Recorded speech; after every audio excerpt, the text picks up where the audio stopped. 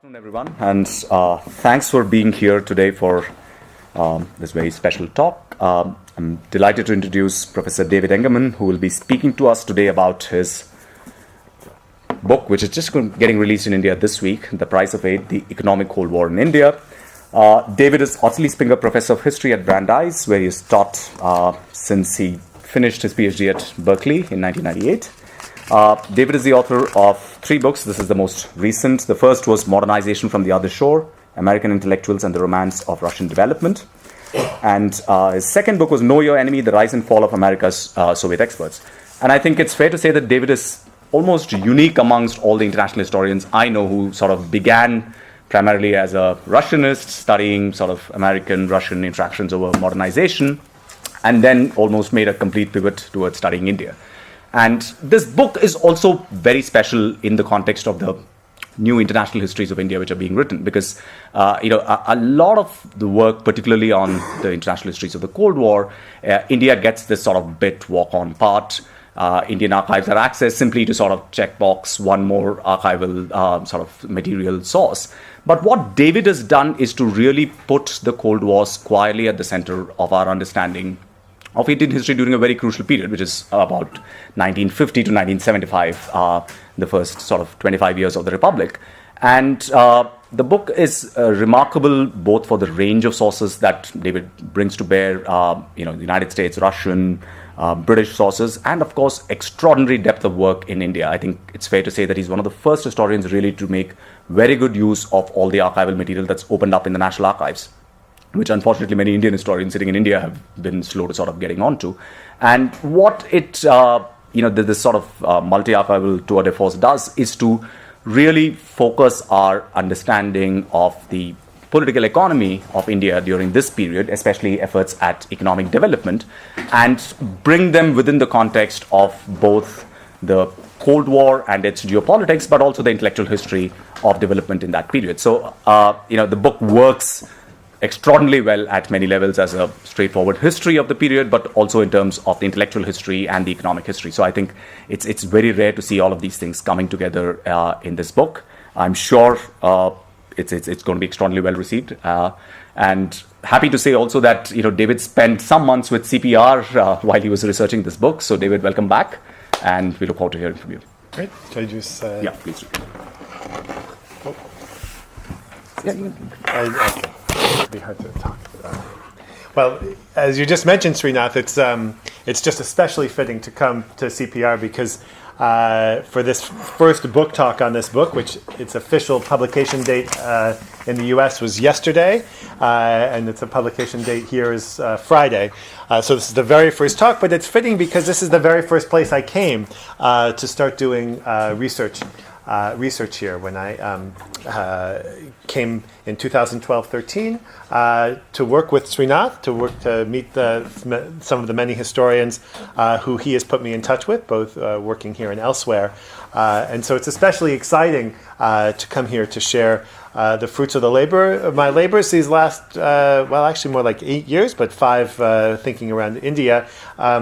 And all I can do is hope that it lives up to at least a portion of Srinath's kind words or the kind of scholarship of his and others whom I read in starting this work.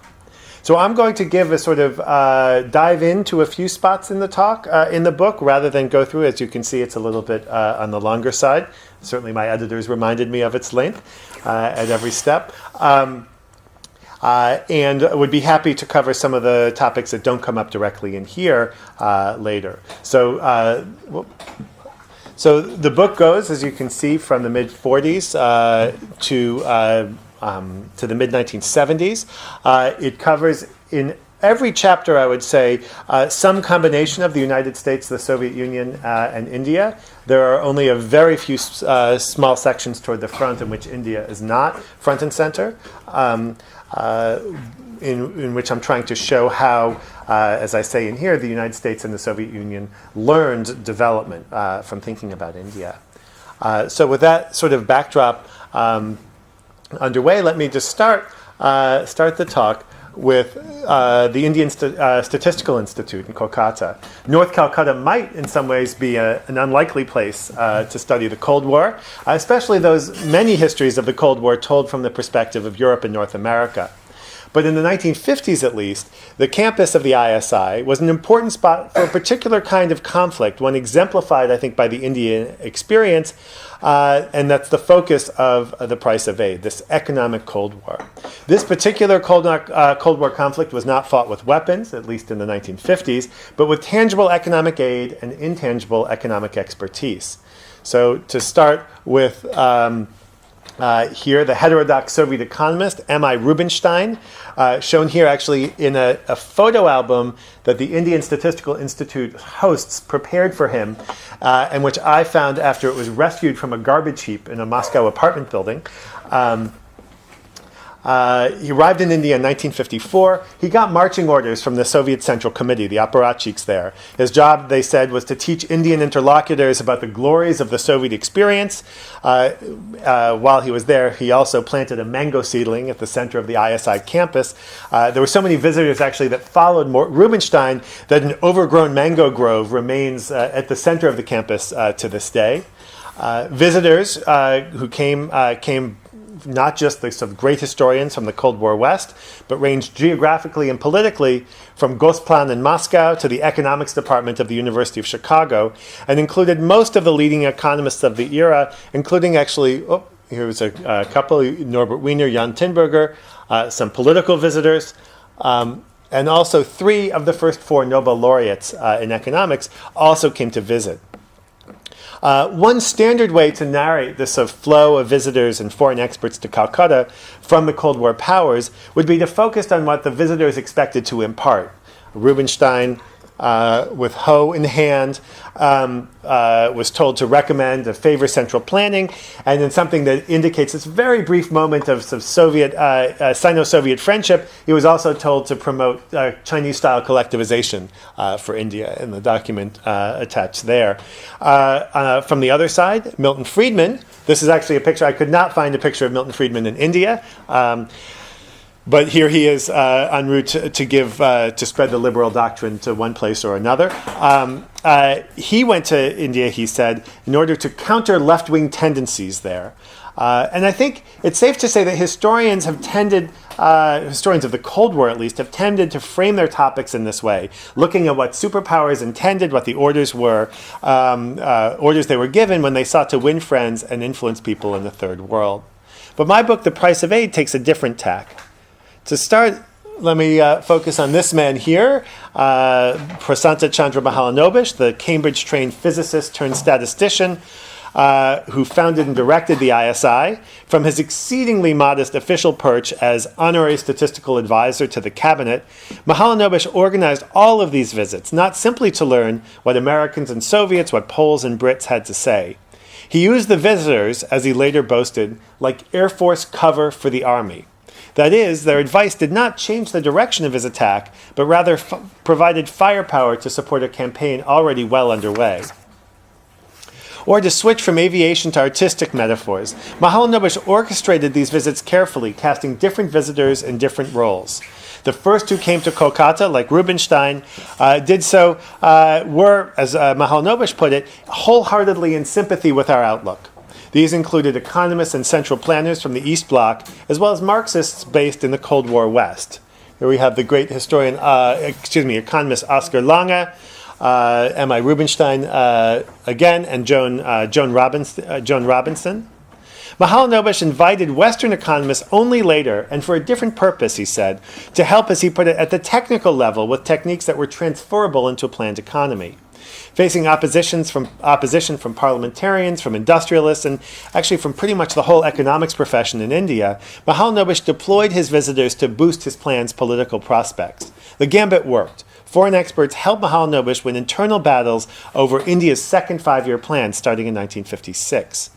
Seeing all these visits from Mahalanobis' view, rather than from the superpowers, illustrates key points about what I call development politics.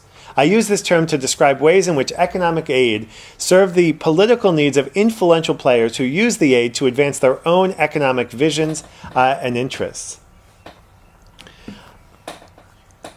And of course, as we see from comics from K. Shankar Pillai, independent India, certainly Nehruvian India, was rife with conflicts over just about every aspect of economic policy.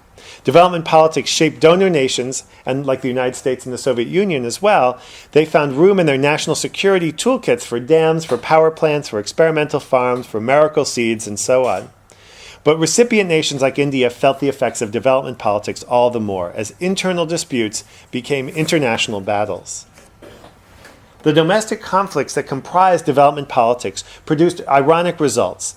Economic aid intended to promote independence and political stability could have the opposite effect, while both American and Soviet officials used actually identical language that their aid was intended to put India, as they put it, on its own 2 feet. Their aid could, and ultimately did, challenge India's economic sovereignty and ultimately contributed handily to crises of governance there and elsewhere. The key to understanding development politics, I argue, is to recognize the complex relationship between national and international contests for power. The interpenetration of domestic politics and geopolitics weakened the influence that central authorities held over Indian economic policy in at least 3 ways. 2, I think, are relatively familiar. The structure of development aid required continued flows of foreign currency, placing recipient nations at the mercy of the very same unfavorable trade relations that they'd hoped to avoid. Second, donors distorted recipients' economic policies by choosing to support some projects and not others. But most importantly for my purposes, external assistance provided resources, symbolic, technical, and not least financial, that escalated and extended the internal debates over economic policy. Such resources fueled internal conflict and exacerbated the formidable challenges of post-colonial governance. Versions of development politics happened all over the world, but its Indian variant is a significant one. Prime Minister Jawaharlal Nehru, of course, claimed an outsized role at home and on the world stage, leading the non-aligned movement and serving as spokesperson for the interests of former colonies, making India a bellwether for understanding development politics in action. And practically speaking, and here kind of thinking from Srinath's comments, archival holdings in India documented the internal dynamics between policymakers and economists, and when combined with materials from Washington, London, Berlin, Moscow, allow me to go beyond early studies about the rhetoric of development to focus on development practice. Studying the practices of development, which is an area I think too often neglected by historians, reveals how everyday negotiations shaped a whole era, how small print could make a big difference. In order to show how development politics work, I'm going to start in the early 1950s, before the steady stream of foreign economists, began flowing to India. And it's in this period, I think, that the superpowers taught themselves what development aid meant and could mean. I'll move then into the heyday of Cold War competition over development in the late 50s and into the 60s, comparing a few major projects, especially steel and atomic power, that reveal the intersection of domestic and international politics. Finally, I'll turn to the era of détente and Indira Gandhi in the late 60s and early 70s, ending with the 1973 expulsion of the USAID mission in India. In telling this India story, though, I'm hoping to shed light on the global one. Since one goal of the price of aid is to show how superpowers learned aid, let's go back to 1949 when U.S. President Harry Truman gave his inaugural address. Its fourth point addressed the questions of American policy toward the underdeveloped nations. Prior to this moment, when U.S. policymakers thought about the Third World at all, they did so in terms of American trade and as a site for American trade and investment. But Truman's announcement that the U.S. government would organize aid began a new era, even though it began with exceeding modesty. Truman offered, as he put it, inexhaustible technical knowledge, but very limited material resources. Point 4, then, could do little to relieve the urgent need for capital in India and around the world. Instead, it was really sending mostly American experts to third world sites as consultants and advisors.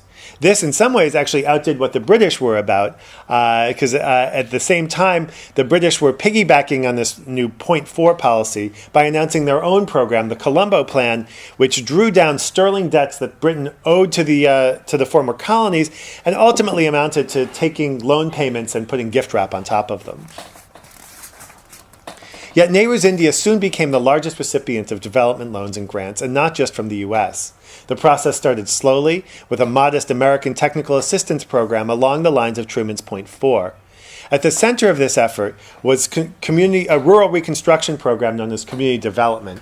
It was promoted actually by an Indian engineer who had spent the previous years working for General Electric in the U.S. The program ultimately sent American sociologists to train Indian university students who then fanned out to the villages where they helped rural Indians advocate. Advocate for what they need. In the process, they would build new village institutions. And with support from the U.S. government and the Ford Foundation, projects sprouted up in hundreds of villages. This is their ultimate goal, basically to fill in the map of rural India.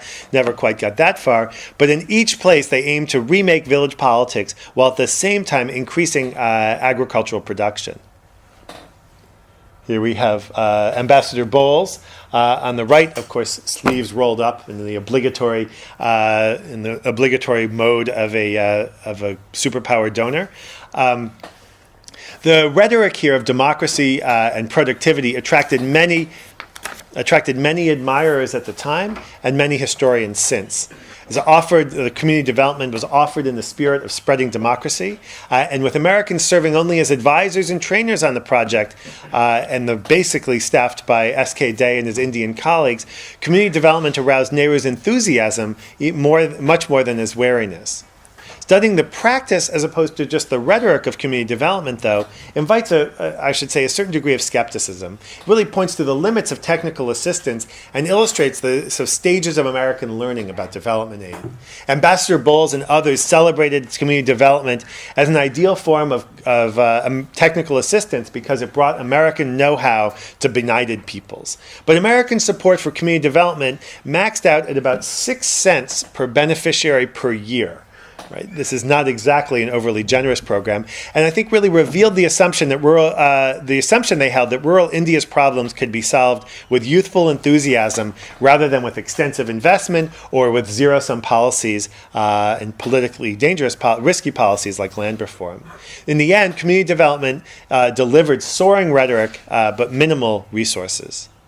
Eventually, even Ambassador Bowles came to see the limits of technical assistance, and he demanding in Washington official loans for development purposes. But all of his requests were sent back by Washington bureaucrats who insisted, as they put it, that technical cooperation, underlining the phrase for emphasize, should be at the core of any request that came in. American purse strings remained thus tightly tied, at least until Soviet leaders made a blockbuster offer to build a steel plant in India, announced in early February 1955.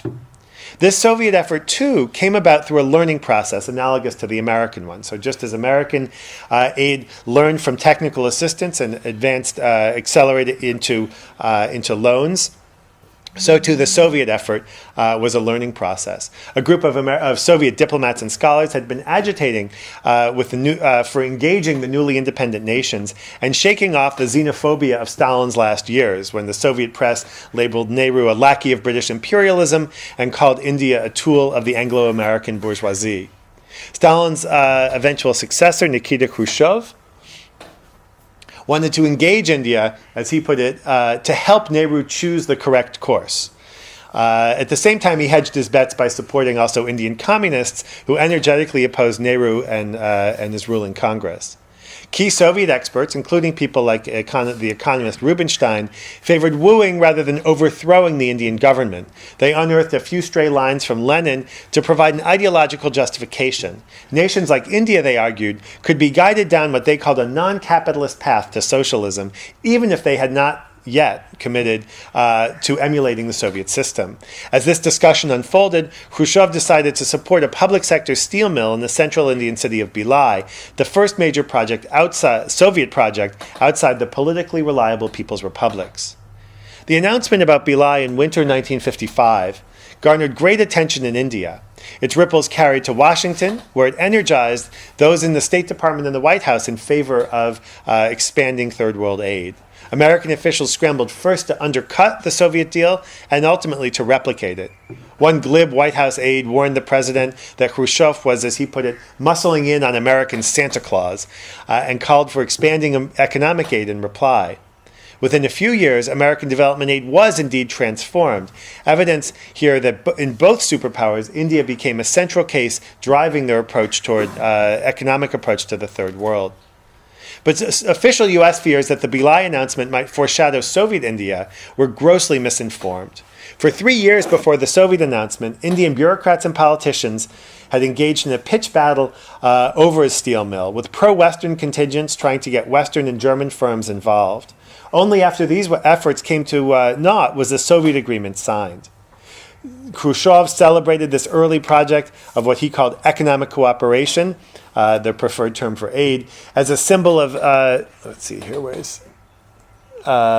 here we go, a symbol of Soviet industrial might, a sign of Soviet beneficence, and an icon of Soviet-Indian friendship. This is one of his speeches, a speech to the Lok Sabha: "Let the friendship between our countries be as strong as the metal from the Bhilai Metallurgical Combine." One of the most poetic things that Khrushchev ever said. It was then actually etched onto an obelisk at the entrance to the steel mill. Yet, as K. Shankar Pillai reminds us, not everyone was quite as enthusiastic in India was quite as enthusiastic about the steel mill. But Khrushchev's official platitudes, however heartwarming, disguised a fundamental divergence between the Indian and Soviet governments. Soviet leaders expected to deliver a Soviet steel mill, but officials in Indian economic ministries really just wanted a steel mill. The differences were evident in the day-to-day negotiations exquisitely preserved in Soviet and Indian archives. At the most basic level, the extent of disagreement, sniping, and backbiting gives lie to the propaganda photos and the drunken toasts toward Indo-Soviet friendship. It's actually one of my favorite images here from a Soviet photo book produced in the early 1960s. It's the first recorded instance of a selfie, I think, in that picture on the right, although he kind of forgot the camera. More significantly, the conflict reveals the clash between predominant Indian and Soviet interests. When the Indian Ministry of Steel, for instance, couldn't find a Soviet tractor that met its specifications, it arranged a purchase from Tata Industries. When deliveries of Soviet electrical wiring were repeatedly delayed, the whole electrical system was put out to bid in the West. Ditto for construction cranes. So by the time Bhilai steel plant opened, the so-called Soviet steel plant in Bhilai boasted capitalist equipment like Otis elevators, Fetters air conditioners, Tata tractors, Krupp cranes, and my personal favorite, publicity by J. Walter Thompson. One chastened American diplomat summed it up. Outside India, Bhilai was known as a Soviet steel mill, but at the facility itself, it was considered an Indian steel mill on which some Soviet technical consultants were hired. But by looking at these nitty-gritty details of Bhilai's construction, we can observe the divergence of interests behind this icon of Indo-Soviet friendship. But we can also see development politics in action, as the Ministry of Steel and Mines, staffed by those sympathetic to heavy industry, built close ties with Soviet economic organs. The Soviet client, in essence, was not the government of India writ large, but a cluster of Indian industrial ministries. And this relationship was built not on sort of identical visions, but just on an overlapping interest, rather than sort of deeply shared ideological commitments. The Bhilai deal of 1955 spurred not just pro-India Americans, but also pro-Western Indians. Top executives from Tata and Birla Enterprises sought direct assistance during their increasingly frequent tours of Washington. Citing the example of Bhilai, they argued that the U.S. government needed to do something splashy in order to demonstrate its beneficence and its commitment to India. to India. B.K. Nehru led a group of civil servants lobbying for Indo-American ties. In the classic case of one-upsmanship, one member of this emerging America lobby proposed that the best American response to Bulai would be an American-sponsored atomic power plant. And in fact, this process transpired, or at least began, with American support for India's civilian atomic energy. And it's another place to see development politics in action.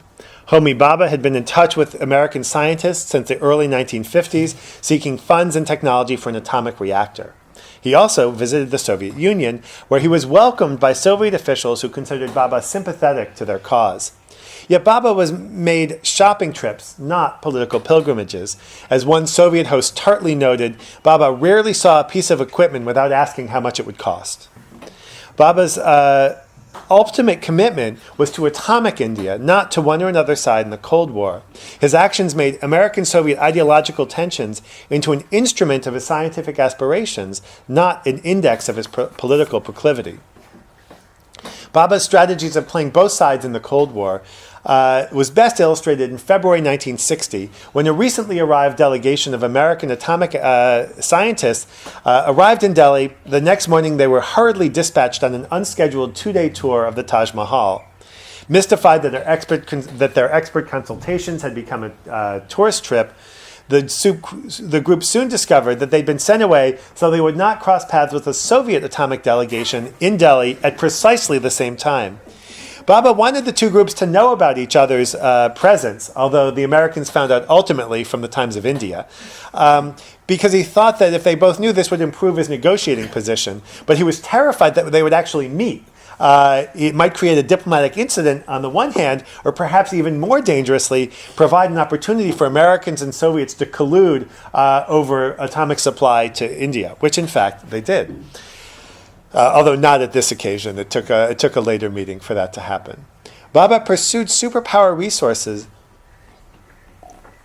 because it was losing battles at home. He wanted to launch a large-scale civilian atomic energy project, but crucial Indian agencies denied him the funds for his grand ambitions. He tried to use, in other words, Mahalanobish's own techniques of getting people to come from outside to win over Mahalanobish's own planning commission. External aid, which Bhabha sought to obtain outside the usual channels, would conveniently sidestep negotiations between the governments of India and the United States over economic priorities. One American diplomat worried, rightly I would say, that these events could turn the U.S. government into what he called a middleman between Bhabha and his own government. Bhabha ultimately reached a deal to use American technology and atomic materials for the Tarapur reactor near Bombay, a monument to Bhabha's entrepreneurship and to the atomic establishment that he led. But Bhabha's success with Tarapur ultimately undercut the authority of Indian organs charged with setting economic priorities. The Ministry of Atomic Energy developed outside connections and resources that essentially short-circuited the Indian policy process. Some outsiders, who observed impresarios like Mahalanobish and Bhabha, celebrated aid competition because they thought it empowered recipients. The great Polish economist, and actually also an advisor in India, Michał Kalecki, wrote that for countries like India, it called countries like India those clever calves who could suckle two cows. Right? This is from a Polish and actually Russian peasant proverb, such kind of implying a unitary India seeking as much milk, development support as possible. But the events recounted here suggest that there's no single calf. Bhabha may have worked for the Indian government, but his trips to the superpowers were actually designed to circumvent the decisions of the Planning Commission and of the cabinet in New Delhi. The fact that he eventually got American support for Tarapur reveals both his individual success at pursuing his goals, but also the difficulty that the Indian cabinet had in actually enforcing its own economic priorities. These kinds of development politics operated not just in steel, atomic energy, and in its own way, community development. Stories of similar internal struggles and conflicting aims emerge also in fields like Indian agriculture and oil and food, and in an epic battle between and within ministries in military equipment. It brought to the fore figures like K.D. Malavia in oil, Morarji Desai and C.D. Deshmukh in the finance ministry, S.K. Patel in the food ministry, C. Subramaniam, and so on. And of course, this would hardly be complete without the polarizing V.K. Krishna Menon in some part. And indeed, Krishna Menon was as active as he could in so many of these disputes. Diplomats from the superpowers knew that they could shape domestic struggles, or at least sought to shape domestic struggles in recipient nations like India. Soviet aid officials kept close tabs on which domestic factions would win or lose from any particular decision. For instance, describing domestic political effects like starving the private sector, rather than by quoting chapter or verse from Marx or Lenin. Similarly, American diplomats used aid explicitly to reward friends and punish opponents within recipient governments. By strengthening the hand of one or another faction, superpower aid deepened struggles between rival groups with competing views, ultimately, I think, eroding the institutions of post-colonial governments. This trend continued as the structure of Western aid shifted in the 1960s away from support for specific projects and towards balance of payments relief, which was, though requested from India, from B.K. Nehru in India, paradoxically increased donor leverage and magnified the effects of development politics. So while in the early years of the Cold War, disputes were over one or another project, Americans promoted community development, the atomic power, the Soviets built the Belai steel mill, oil refineries, and so on. Americans actually tried to build to support their own steel mill, but in the kind of drawn-out saga I don't have time to recount here, that one too, in Bokaro, was ultimately built under Soviet sponsorship. These high-profile standalone projects offered great publicity. An obelisk, for instance, emblazoned with Khrushchev's poetry, and helped build what Nehru so famously called the temples of modern India. Yet such projects fit imperfectly into Indian needs. For one thing, they required continued infusions of foreign currency in construction. How else to pay for the Krupp elevators and the J. Walter Thompson publicity? And as these projects entered production, they needed steady imports of spare parts, small machinery, and specialized raw materials. These items did not fit into Soviet plans for large-scale construction, nor into American programs of technical assistance. What India needed, like so many other newly independent nations, was foreign currency. So let me pull this story back briefly into the mid-50s to show how foreign exchange shortages also shaped development politics in India and ultimately beyond. In late 1956, this comes out poorly in this, I'm sorry, just months into its second five-year plan, the Indian government faced the rapid decline of foreign exchange reserves. It went down to existentially threatening levels. The crisis was just what the India lobby in Washington needed. In the U.S. Congress, Senator John F. Kennedy called for moving beyond technical assistance to economic aid in a debate centered, predictably enough, around India. The Eisenhower administration responded by creating the Development Loan Fund, which ultimately gave its first loan to India.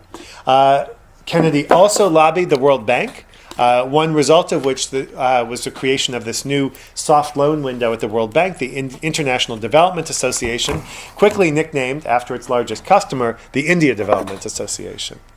The India lobby in the U.S. had used India's foreign exchange crisis to expand American support. The American lobby in the upper reaches of the Indian government acted with similar speed and acuity. Take, for instance, roving ambassador B.K. Nehru, who declared that India needed not more industrial projects, but more what he called free money to finance imports. Hard to find too many opponents to free money, I suppose. B.K. Nehru was well aware of the geopolitics of his proposal, arguing that only the West had sufficient funds to meet Indian needs. Officials in the Ministry of Steel had found this out the hard way. They'd repeatedly badgered Soviet interlocutors trying to get a hold of this kind of funds that were not directly attached to a project and were rudely rebuffed at every turn. So B.K. Nehru pressed his advantage, trying to prevent future Soviet-aided projects, which he argued would get in the way of getting more free money from the West.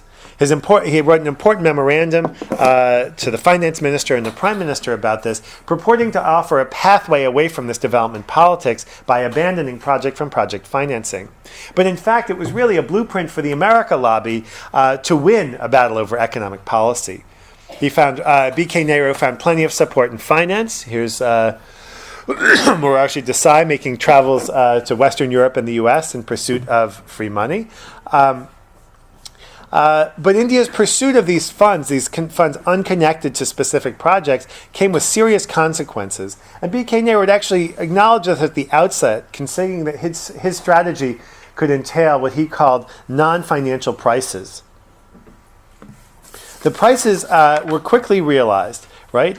By mid-1960s, Western officials turned increasingly to program aid, program loans, as compared to project loans. The loans were available for wide purposes, but came with all kinds of new conditions. By 1964, Lyndon Johnson's director of a huge USAID mission in Delhi promoted a new strategy that he called the Big Push. Rather than influence Indian policy by choosing from among different projects, USAID sought to use program aid, and here I'm quoting, as a lever to shape Indian economic policy along more realistic and dynamic lines, with, of course, realism and dynamism defined solely by American officials. Right. As the scope of this aid expanded from a single project to the economy as a whole, so too did the scope of donor leverage. The proposals for the Big Push concluded with a long list of what policies the American funds could buy, and this is actually a direct quote from this memorandum. So, what would it buy? For agriculture, it goes on, and in fact, page 2, what would sharply increased aid buy? Right. It eventually, by the time that LBJ met with Prime Minister Gandhi in spring 1966, the list of possible purchases, if you will, was lengthy indeed. Loan conditions came to include trade liberalization, deregulation, currency devaluation, green revolution technology, and family planning. Not to mention political agendas like toning down criticism of U.S. criticisms of the U.S. About Vietnam, as well as trying to reach a peace with Pakistan over Kashmir. Then there's the case of specifically requesting the construction of an Indian fertilizer plant by Bechtel Corporation. One U.S. diplomat actually boasted that this list was a yard long, and doesn't quite measure that length, but certainly was long enough. To persuade the Indian government to accept this list, President Johnson dangled the promise that he would lobby Western donors to provide as much as $900 million annually. This moment in 1966 marks the controversial birth of loan conditionality, which ultimately became an important tool for the World Bank and its sister institution, the IMF, in later decades. It also coincided with another form of conditionality, the so-called short tether, which dramatically reduced and slowed down Indian food shipments, even emergency food shipments, to India. Prime Minister Gandhi ultimately worked hard on her part of this bargain. At great political risk, she undertook devaluation and liberalization only weeks after leaving her meeting with LBJ, and perhaps more ominously, only months before a fiercely contested general election would take place in February 1967. Western donors, working through an informal Aid to India consortium organized at the World Bank, came close to their aid targets in the first year, rounding up at least to $900 million, but fell catastrophically short after that. The aftershocks of this episode shook not just Indian economics, but also Indian politics. It undercut key pro-Westerners in government circles. I.G. Patel, longtime Indian defender of Western aid, mourned his loss of prestige and influence, and lashed out at the way that India's American lobby, as he put it, had been swindled. India's rival Morarji Desai complained bitterly in similar terms about the turn of events. This failure contributed to the economic and political turmoil of Indira Gandhi's term as prime minister.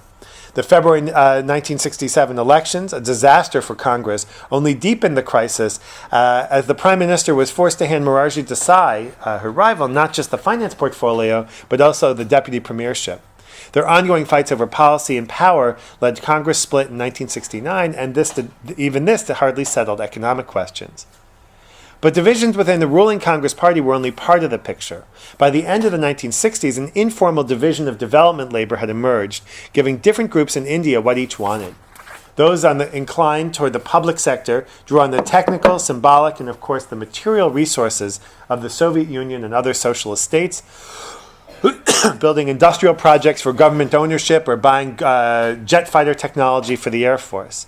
Meanwhile, those interested in a less regulated economy and one more integrated into the global capitalist trade flows drew on the resources of the United States and other members of this World Bank consortium while negotiating over program aid and increasingly, I guess with foreshadowing here, debt repayment. By the early 1970s, Prime Minister Gandhi demanded that the USAID cease its operations in India. And it's important to note here that she didn't actually reject the delivery of aid. She just rejected the American staff in Delhi, right? Both sides both the Americans and the Indian officials consoled themselves by calling this relationship, this new relationship based on finances, not projects, a more mature relationship. But ultimately, it was a less energetic one. And it was so fraught in certain moments that an officially established AID criterion, an American criterion for aid, was whether it would provoke further controversy in India. These deepening divisions eroded India's economic independence and even, I think, contributed to political instability. Development politics, development aid was hardly the only factor responsible for these crises, yet the interaction of international and domestic politics dragged down the Indian economy and fragmented already fragile institutions of government. So what can we learn from this overview of the aid relationship between the superpowers and India? I'd like to say their contributions to each national historiography. It demonstrates on the one hand that the uneven evolution of American aid is best explained by focusing on development practice, not rhetoric. Rather than following Walt Rostow's 5 stages of growth or any of his other sort of the results of his graphomaniac tendencies, start from the other way around. Look at aid practice and see how development theory, from capital shortage, bottlenecks, entrepreneurship, human capital, rent seeking, and so on, all reflected efforts to solve existing and ongoing problems in actually existing development programs. The policies and theories emerged from the programs, not vice versa. In a different register, Indian events in the 60s revealed the transformation of the Soviet Union's third world profile from a beacon of planned economy and public sector enterprise in the 50s into an armory by the 1970s. And this happened for many reasons, some in the third world, but also Soviet economic stagnation. By the end of the 60s, the Soviet Union had displaced the United Kingdom as a top supplier to the Indian armed forces, a spot actually still held by Russia to this day. The militarization was not emerged, in other words, out of a decades-long encounter between the Soviet Union and those receiving its support, and it was a fairly massive, fairly serious transformation. In the late 50s, the Soviet Union sent about 5 times as much economic aid as military aid to the non-aligned third world, but 2 decades later, the ratio had reversed, 5 times as much military aid. And of course, India. The impact here is especially significant.